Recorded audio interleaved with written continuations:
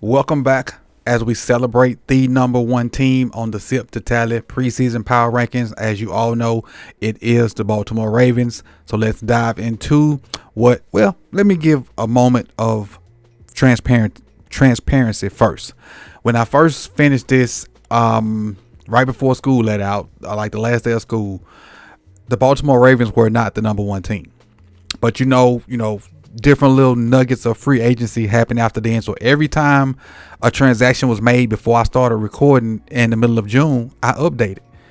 And there was this one transaction that happened in a certain group in Baltimore that kind of pushed them over the edge. And you'll see at the end, that one transaction made Baltimore the number one team. If it had not been for that one transaction, we would have had a tie at the top between the Philadelphia Eagles and the Detroit Lions, and I still would have picked the Eagles over the Detroit Lions. But because of that transaction, percentage points put the Ravens over those two teams.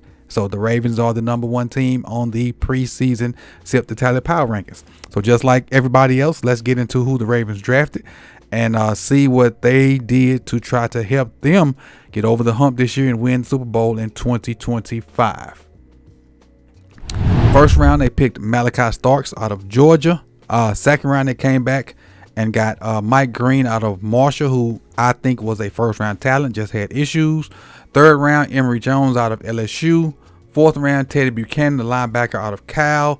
Fifth round, Carson Vincent, an offensive tackle out of Alabama A&M. Sixth round, Bilal Kone from Western Michigan. Sixth round, Tyler Loop, a kicker out of Arizona. Sixth round, LeJounte Webster, wide receiver out of Colorado. Another sixth rounder, Aeneas Peoples, defensive tackle out of Virginia Tech. Another sixth rounder, Robert Longerbeam, a cornerback out of Rutgers. And then in the seventh round, they picked Garrett Dillinger, the offensive guard out of LSU. Let's take a look at the depth chart and see how I have each position ranked. Starting with the quarterback room. Now, I wish I got, so just gonna put these on. For this position, imagine that they are purple. Just imagine that they are purple. For this position. This is my dog. This all our dog. But ain't nothing behind him, but it's our dog. And I thought when I did this initially, before camp started and all that stuff, I thought we had a quality backup because of what he did in Dallas. And when I initially did this, I was like, we got Lamar Jackson, we got a quality backup in Cooper Rush because he won some games in Dallas. If I had done this before, since camp started, our quarterback room probably wouldn't have the ranking it has. But I did it way back when I had higher hopes for Cooper Rush. So it is what it is. Just know my thoughts on Cooper Rush now ain't the same as they was when I finished this in early June. The running back room. And Lamar Jackson is all in the bag of chips. Running back room. Derrick Henry, future Hall of Famer. Justice Hill's a solid back. Keaton Mitchell brings some speed. Rasheen Ali is, fighting for practice squad in my opinion. The wide receiver room. I see a lot of depth, a quality wide receiver room finally for Lamar.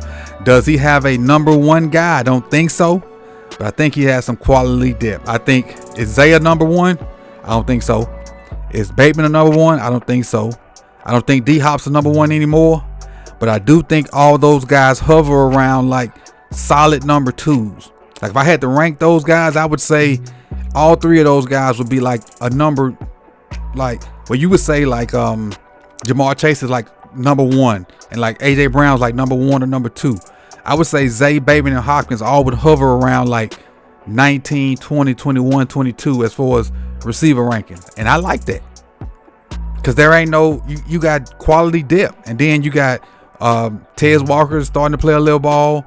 Tyler Wallace, and he give you what he give you. Every opportunity he gets, he just shows up. Not to say that's a lot, but he just shows up. And barring anybody, don't get hurt, that's a quality wide receiver room. Probably the best wide receiver room Lamar's had. Tight end. Mark and Likely, Kolar. I don't think you get a better tight end room than that. And technically requires a tight end too. I don't think you get a better tight end room than that. I just don't think that you do. Offensive line. We've been battling offensive line issues for a while. Ronnie's back to he's back to as good as he can be. Voorhees is battling for a spot. Linderbaum's probably the second or third best center in the league, if not just the AFC. Falele was a Pro Bowl alternate. Rosengartner was solid in his rookie campaign. Ben Cleveland's backup. Note boom they brought in. Our offensive line is a work in progress. That's all I'll say. Let's see where I have the offense ranked, and you let me know whether you agree or disagree with the rankings I have for our offense. Quarterback, I have one. Remember, these may or may not be purple for our quarterback. I don't care. Running back, 2. Running back room, 2. Wide receiver room, 2. And the reason I have our running back room 2 is the depth across the room. The wide receiver room, not running back. The wide receiver room. The wide receiver room, the whole room. Not the quality piece, not the one or the 2. The wide receiver room, the whole room.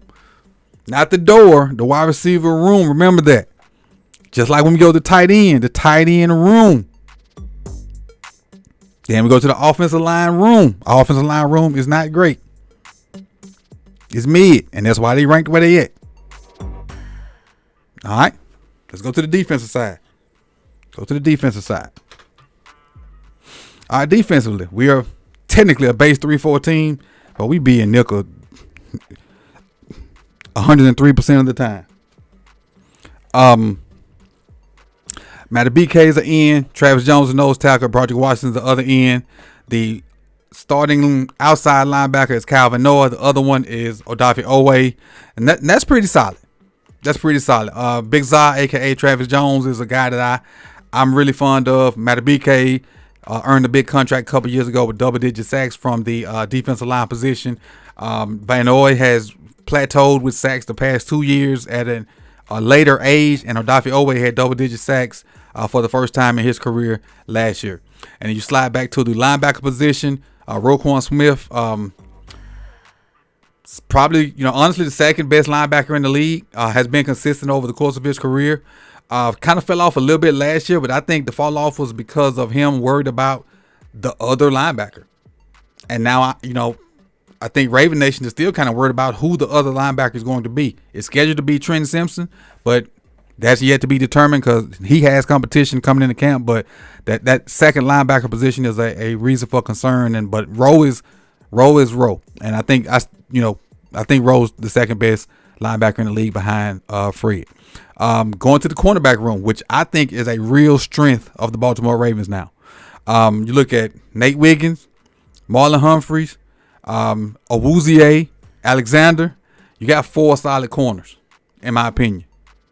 You got 4 solid corners. You can rotate in and out to get you, through the dog days and when stuff get hectic with the reps and whatnot, and keep guys healthy, rotate guys in and out, and you get healthy Awuzie, healthy Jair. They can rotate and kind of keep themselves healthy.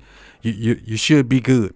You should be good, especially if one of your young guys maybe step up, TJ Tampa or somebody like that. You got a good rotation of guys at cornerback.